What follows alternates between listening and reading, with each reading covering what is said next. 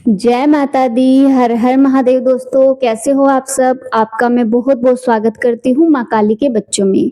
दोस्तों आज का जो विषय है वो काफ़ी जानने के योग्य है, क्योंकि बहुत से व्यक्तियों के मन में ये प्रश्न उठ जाता है कि जब हम किसी चौकी पर जाते हैं या किसी भगत के पास जाते हैं तो उसे कैसे पता चल जाता है हमारे बारे में। मतलब वो हमारी ऐसी-ऐसी बात, ऐसे-ऐसे स्थान घर के तक बता देता है कि उसे कैसे पता चल जाता है। तो आज इसी विषय पर हम बात करेंगे कि किस प्रकार से आपकी वो पूछा देता है, कैसे उसको सब कुछ पता चल जाता है और कैसे वो जन कल्याण करता है। देखिए, शक्तियाँ जब किसी पर मेहरबान होती हैं या किसी पर प्रसन्न होती हैं उसकी भक्ति से, उसके जाप से, तो शक्तियाँ उसकी सभी मनोकामनाएँ पूरी करती है, उसका कल्याण करती हैं, उसके सभी कार्य सिद्ध करती हैं और उसके तो उसके और जन कल्याण भी करवाती हैं।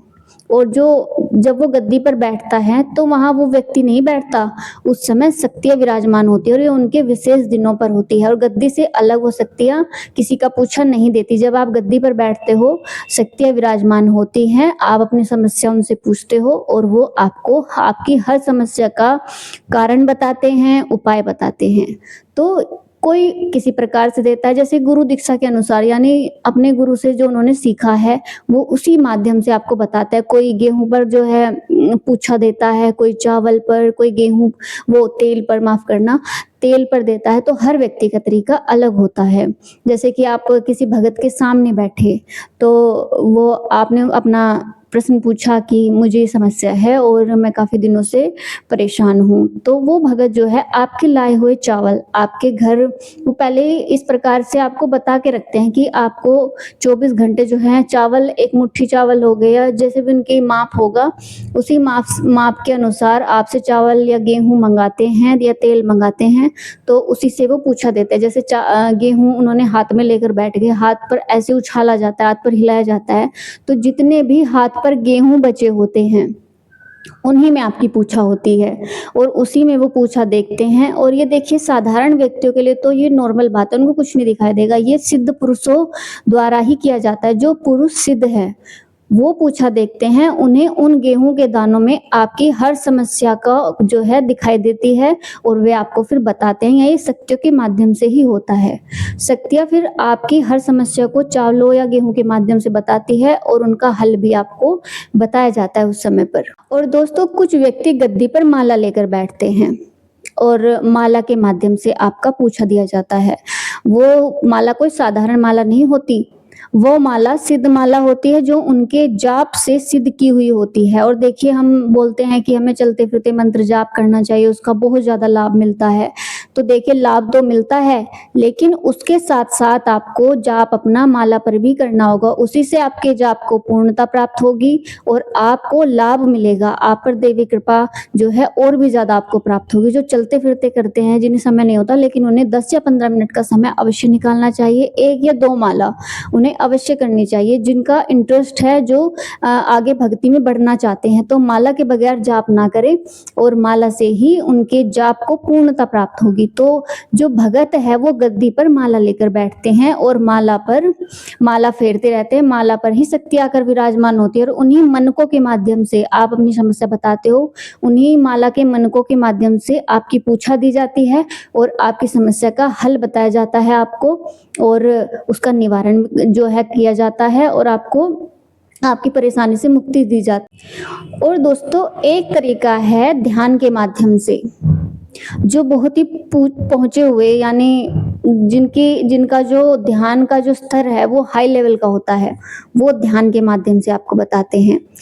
जिस समय वे गद्दी पर बैठते हैं और आपने अपनी समस्या उन्हें बताई, तो वे आंखें बंद कर अपने आज्ञा चक्र पर ध्यान लगाते हैं और आज्ञा चक्र पर ही शक्तियाँ उन्हें वो दृश्य दिखाती हैं। आपसे आपका एड्रेस पूछा जाता है, आपका नाम जो है, नाम पता पूछा जाता है, तो वे शक्तियाँ आपके घर पर जाती हैं, आपके उस स्थान पर जाती हैं जिसके बारे में आपने पूछा है। और उनका वेग इतना तेज होता है कि कुछ मिनटों और सेकंडों का ही खेल होता है। कुछ मिनटों सेकंडों में ही वे जाकर हर चीज को देख लेती हैं और आज्ञा चक्र पर भगत को दिखाती हैं, समस्या दिखाती हैं, समस्या का कारण दिखाती हैं और क्या हल किया जा सकता है वो बताते हैं। मान लीजिए किसी महिला को देखिए समस्या थी कि उसको प्रेग्नेंट नहीं हो पा रही थी प्रेगनेंसी आती थी और कुछ महीनों में 2 या 4 महीने में गर्भपात हो जाता था। तो इस समस्या का कोई साधारण कारण नहीं था, बहुत बड़ा कारण निकला था इस समस्या का। उनके घर में प्रेत का वास था, जिसकी वजह से उनके घर में कलेश रहता था और बच्चा यानी उनकी जो संतान जो वंश है, उनके घर में संतान नहीं हो पा रही थी, उनका वंश वो आगे नहीं बढ़ने दे रहा था। तो शक्तियाँ जो हैं बताती हैं कि इसके घर में प्रेत है और इसी कारण से इनके घर में आया।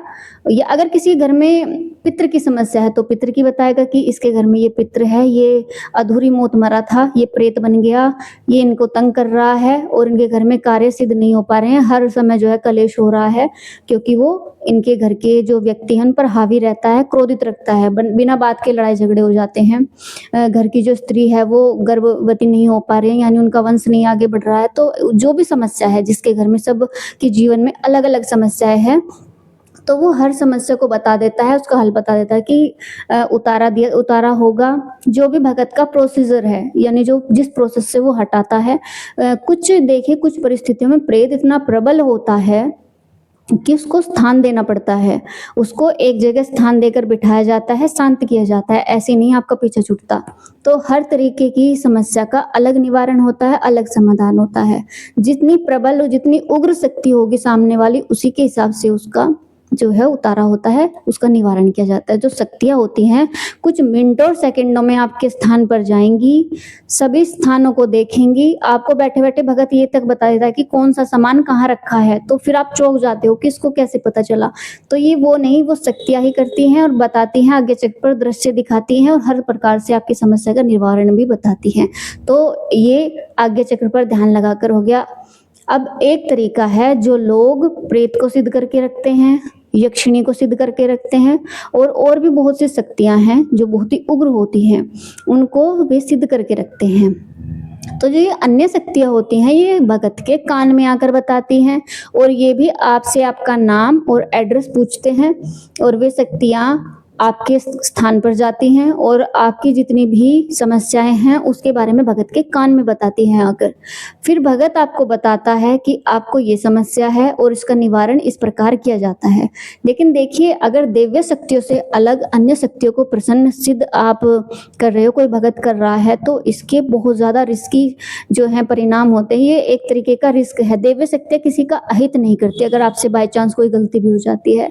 लेकिन जितनी भी ये अन्य शक्तियाँ हैं, मैं नाम नहीं लेना चाहती, जितनी भी ये अन्य शक्तियाँ हैं, अगर इनके भोग में, इनके किसी भी पूजा पाठ में या किसी भी तरीके की मतलब जो भी आप इनको भोग वगैरह देते हो, उसमें जरा सी भी कमी आ गई तो फिर ये भगत के ऊपर ही हावी हो जाती है, उसके घर पर ही ये नाश कर डालती हैं। यानी अगर आप सही तरीके से दे रहे हो, भोग दे रहे हो, इनके भोग भी बड़े खतरनाक से जाते हैं। सात्विक रूप से आप नहीं लेकर चल सकते, तामसिक रूप से ही इनको प्रसन्न करना होता है। अगर वो उस प्रोसेस में कोई कमी लग गई तो फिर देखिए जिंदगी खराब हो जाती है। तो दिव्य शक्तियों की अलग बात है और अन्य शक्तियों की अलग बात है। लोग कर रहे हैं और हर प्रकार से जो हैं अपनी शक्तियां उन्हें चाहिए, चाहे कोई भी हो। कुछ व्यक्तियों को शक्तियां चाहिए, सिद्धियां चाहिए, अब वो कौन से माध्यम से आ रही है वे इस बात पर ध्यान नहीं देते, लेकिन जब परिणाम निकलते हैं तो वो काफी खतरनाक होते हैं। तो जो इस बात को हम छोड़ते हैं। देखिए, भगत जो है बहुत तरीकों से पूछा देते हैं, कोई तेल पर, कोई गेहूं पर, कोई चावल पर। तो इस प्रकार से पूछा दी जाती है और आपकी जो है हर प्रकार से वे सहायता करते हैं। दिव्य शक्ति आपकी सहायता करती है। जो भी व्यक्ति जो समस्या उन्हें बताता है, वो उसका निवारण उन्हें बताते हैं और समस्याओं से उन्हें निकालते हैं। तो दोस्तों, भगत इस प्रकार पूछा देते हैं। अब मैं अपनी बात को यहीं समाप्त करती हूँ और आशा करती हूँ आपको ये छोटी सी जानकारी पसंद आई होगी। और अगर आपको वीडियो पसंद आए तो वीडियो को लाइक करें, चैनल को सब्सक्राइब करें। आपके सपोर्ट से ही हम आपके लिए नए नए विषय ला पाएंगे और ये जानकारियाँ आप तक पहुँचा पाएंगे। मिलते हैं एक नए विषय के साथ अपनी अगली वीडियो में। जय माता दी, हर हर महादेव, जय बाबा की, जय बाबा की।